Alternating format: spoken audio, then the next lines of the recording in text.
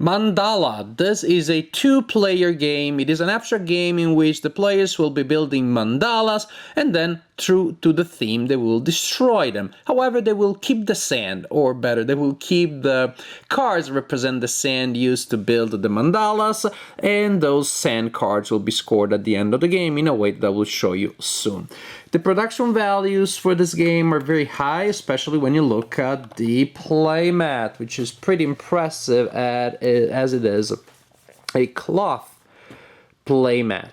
It shows two different mandalas. Each mandala is divided into a central area plus two personal fields. A field for the player sitting on this side of the table and a field for the other player.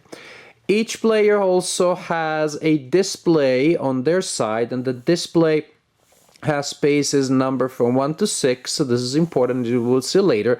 Plus you have an area which is called the cup, where you will place cards that you acquire from the center of the table. You have cards, you have 6 types of cards representing different colors of sand that we will use during the game.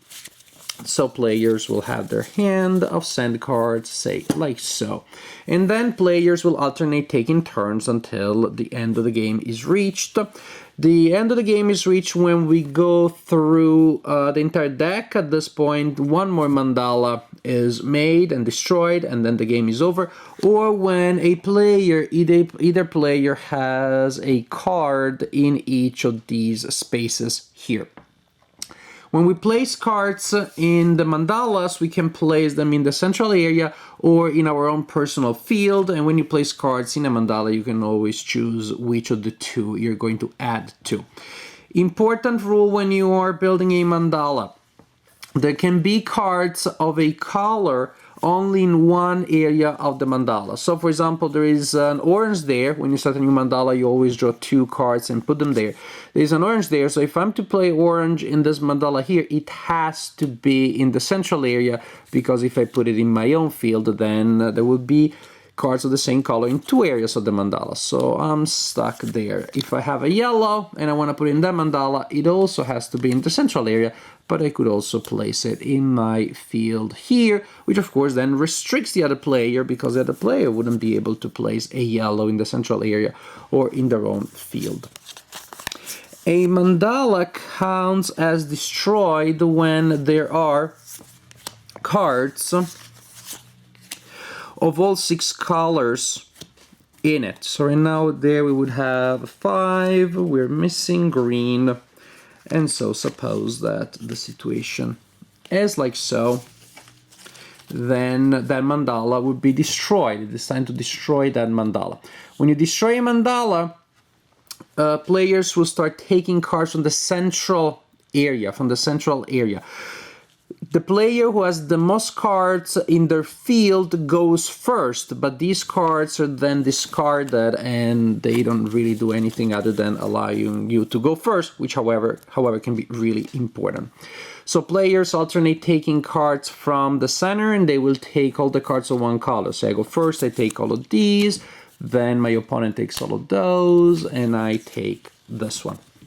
The new cards, if they are of a color that you do not have in this display yet, you take one of them and you put it there in the leftmost space.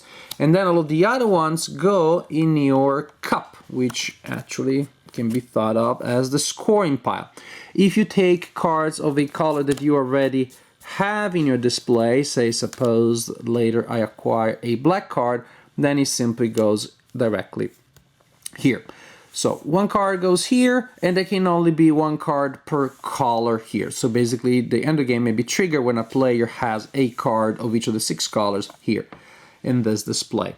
But how do we get there? Well, by taking turns. So when it is your turn, you must perform exactly one action, and a player aid here will help you remember what those are.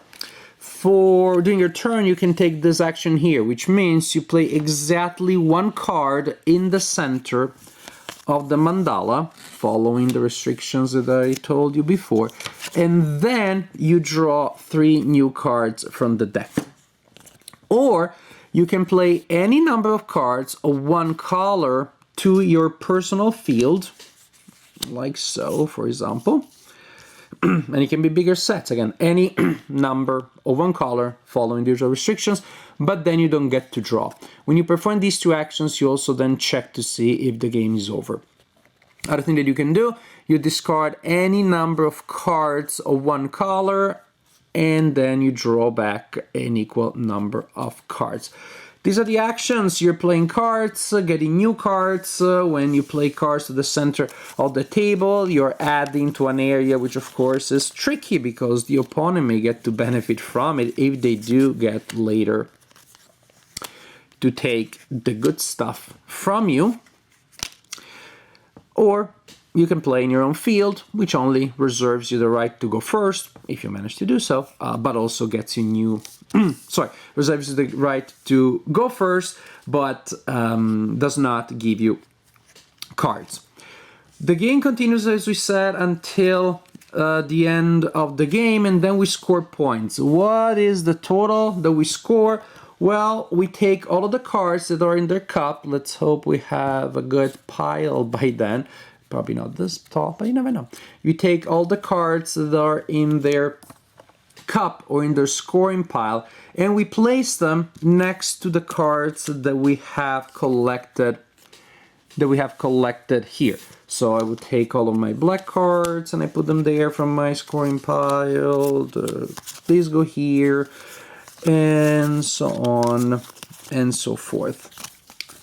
These cards are worth the number indicated under the card on the display. The cards on the display don't score by themselves. So right now, basically, each red card that I have will score 3 points. Each black card that I collected is worth 2. Each orange 1, and so on and so forth. So as you can see, as the game progresses, the cards that you get later may be worth a lot of points, but that also means, of course, that we're going fast towards the end of the game. But these 2 cards alone would be worth 10 points, so that would be really good.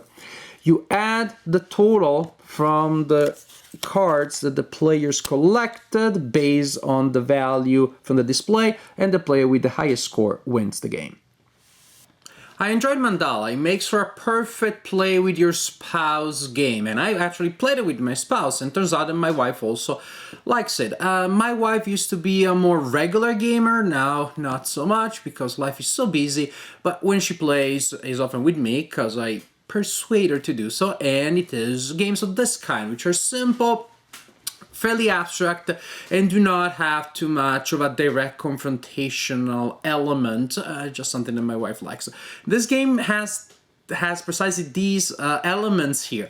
Now, there is, of course, an element that is indirectly confrontational, at least in the sense that this game is not multiplayer solo. There are things that you can do specifically to hurt the opponent's chances of winning the game, but it is still fairly, again, indirect and abstract. Of course, the main idea is that you want to see what kind of cards the opponent will need to score a lot of points. So I'm going to try to take those cards that will score you 4 or 5 points, if I can do so. Or I'm trying to prevent you from completing a mandala or putting certain cards in the middle of the mandala because I put them on my side. So actually, you really have a lot of interaction, but again, it doesn't feel bad. It doesn't feel like bad blood or direct attacks. You're not even making eye contact in a certain sense. You're just looking carefully at the board and all the possible situations. So for a game that is this simple, actually, it has several layers of decisions that I definitely really enjoyed.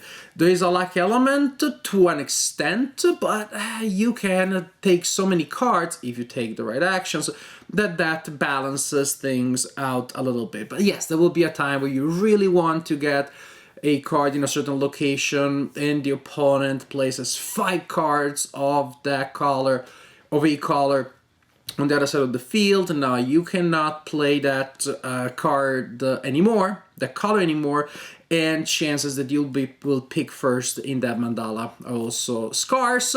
What happens? Start building on the other one. And I like the fact precisely that we have 2 mandalas, so that if you build a killer combo in the center of one mandala, well, there's a chance that you won't be able to pick first.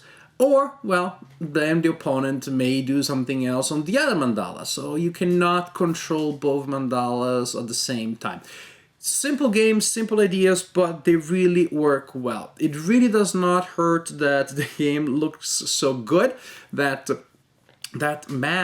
player mat is just amazing. I have never seen a cloth player mat looking that nice and sharp and also really functional. When the cards are over it, as assembled by the mechanics of gameplay, then the game looks even more charming, because that's how it works.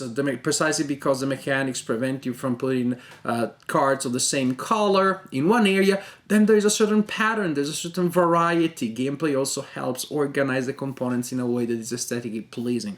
So I definitely enjoyed Mandala. It's a simple game, small game, but it looks great and it plays very well.